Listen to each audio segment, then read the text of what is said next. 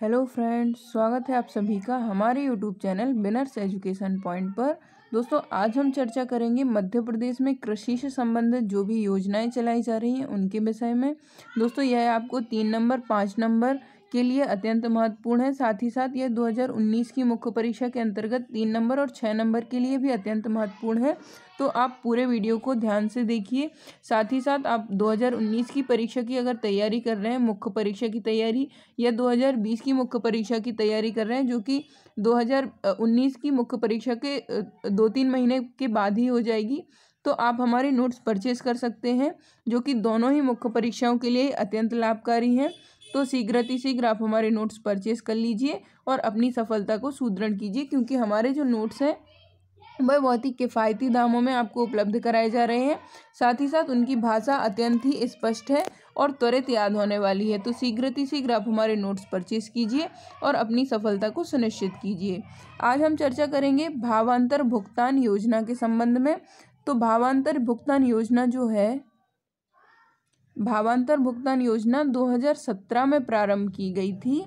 इसकी विशेषता क्या है? तो पंजीकृत किसानों को निश्चित अवधि में उनके उत्पादों के विक्रय मूल्य तथा न्यूनतम समर्थन मूल्य के अंतर के बराबर की राशि बैंक खातों में डीबीटी के तौर पर जमा कर दी जाती है। भावांतर भुगतान जो योजना है उसमें पंजीकृत जो भी किसान पंजीकृत रहते हैं, तो उनको एक निश्चित अवधि में उनके उत्पादों के विक्रय मूल्य तथा न्यूनतम समर्थन मूल्य के अंतर के बराबर की राशि बैंक के खातों में डीबीटी के तौर पर जमा कर दी जाती है।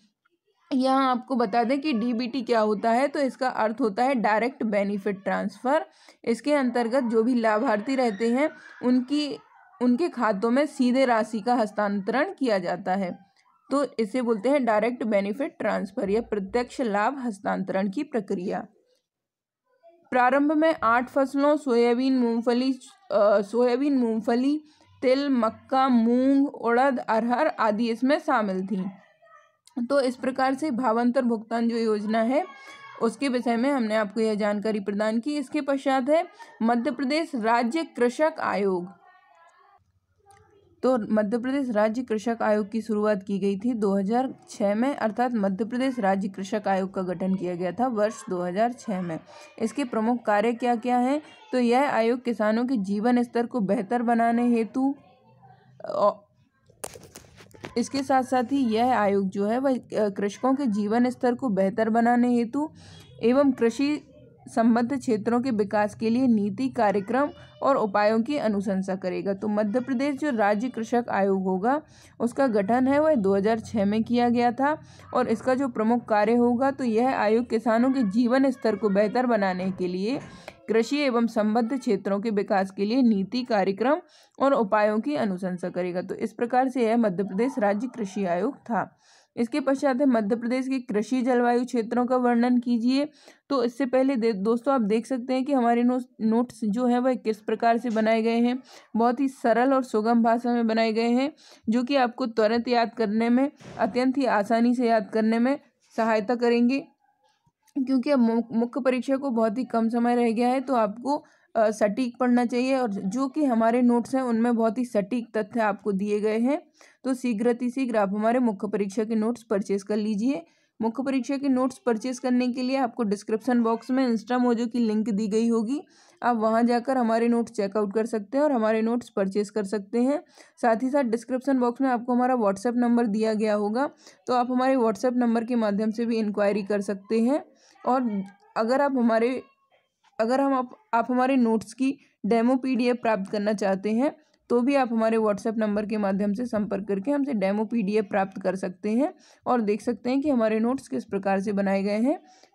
तो शीघ्र आप हमारे नोट्स परचेज कीजिए और अपनी सफलता को 2019 की मुख्य परीक्षा और 2020 की मुख्य परीक्षा में सुनिश्चित कीजिए।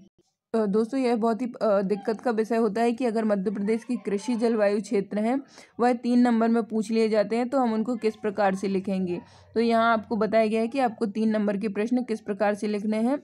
तो मध्य प्रदेश में कृषि क्षेत्रों के विकास को करने के लिए, अर्थात कृषि क्षेत्रों को विकसित करने तथा कृषि उत्पादन को बढ़ाने के उद्देश्य से कृषि जलवायु क्षेत्र चिन्हित किए गए हैं।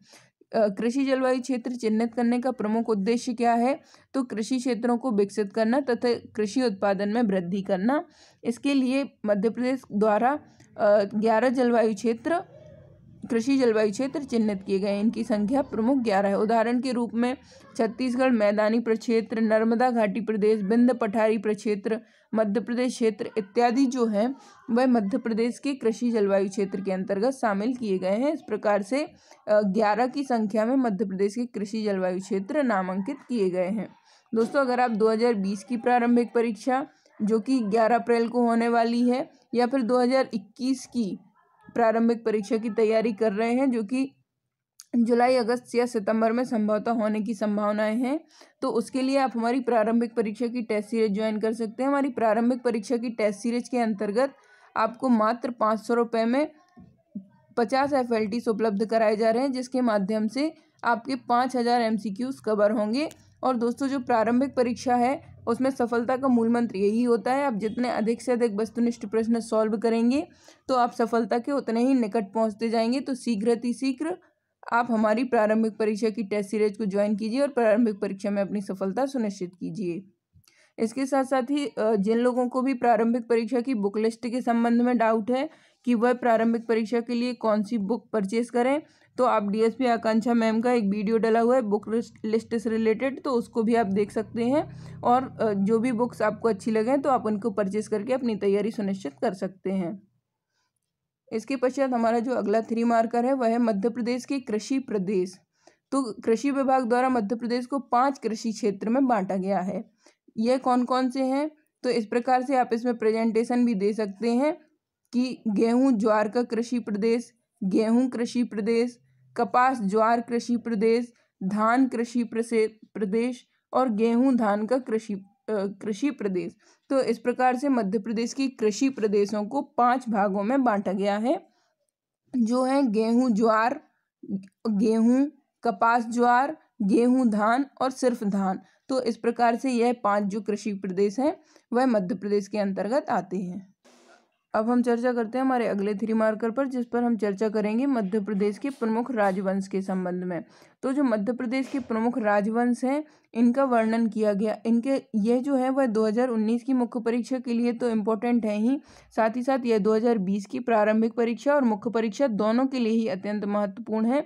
तो आप जो मध्य प्रदेश के राजवंश हैं उनको आप लिख सकते हैं इस प्रकार से, और यह आपको दोनों ही मुख्य परीक्षाओं प्रारंभिक परीक्षाओं के लिए महत्वपूर्ण है। तो इसमें प्रमुख जो राजवंश है वह है गड़ा का गौड़ वंश, बुंदेला वंश, बघेल राज्य, होलकर रियासत, भोपाल रियासत और सिंधिया रियासत। तो यह जो है यह मध्य प्रदेश के प्रमुख राजवंश है।